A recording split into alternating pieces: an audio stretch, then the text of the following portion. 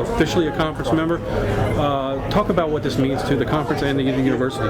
Well, we're thrilled and honored to be part of a great conference like the Southland Conference. I've had the pleasure of working in the league before, understand the history, the tradition, and the excellence that comes along with being in the Southland Conference. We know the expectations.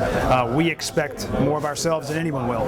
We expect that when we begin competition in the league in 10 or so months, that we'll be a highly competitive member right away. That's our expectation.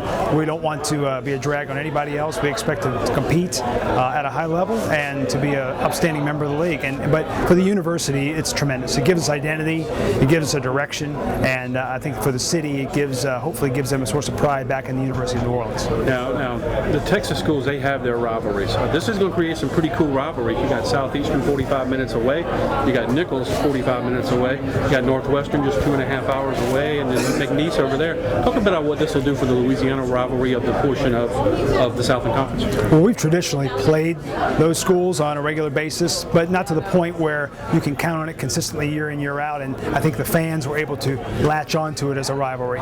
Now, it's going to mean a lot to our student athletes to be able to know that their friends and fellow classmates they went to high school with maybe, or went to junior college with, or whatever the case may be, are playing at those schools, and I think that's really what creates rivalries in competition.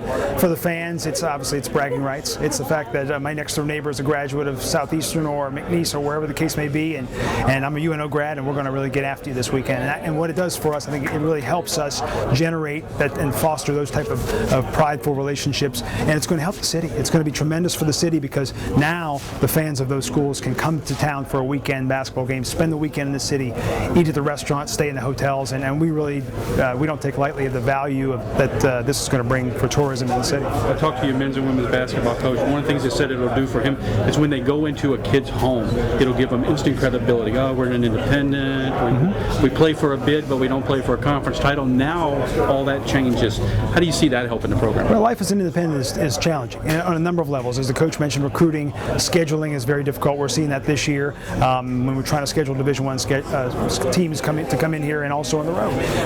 But what it'll do for, like I said, it gives us an identity, it gives us a direction. It establishes us, puts us as part of a family. And when you're part of a family, you have people to lean on, you have examples to follow, and you have people to compete with. And that's really where we are now. Is we're part of a great family, and it's a family that's going to have great rivalries and great competition. But at the same time, it's one that, as Commissioner Burnett mentioned, when you walk outside the lines, everyone gets along well, and everyone has great camaraderie. And I think that's what it's all about. It's what college athletics are about. Now, I asked you, President, this question, and I'm sure everywhere you go, you get the same question: football, football, football, football. He said y'all have plans to bring football back.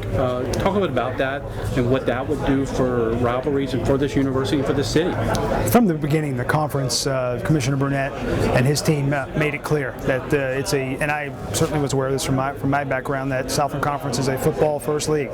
We know the strong tradition of football in the league, and we knew that going in. And our expectations are to be a competitive member on the football side as well as the other sports that we have. We understand our challenges now from a university standpoint to lift enrollment, also from an athletic standpoint to make the programs that we have now great, and that's my priority, is to make them great.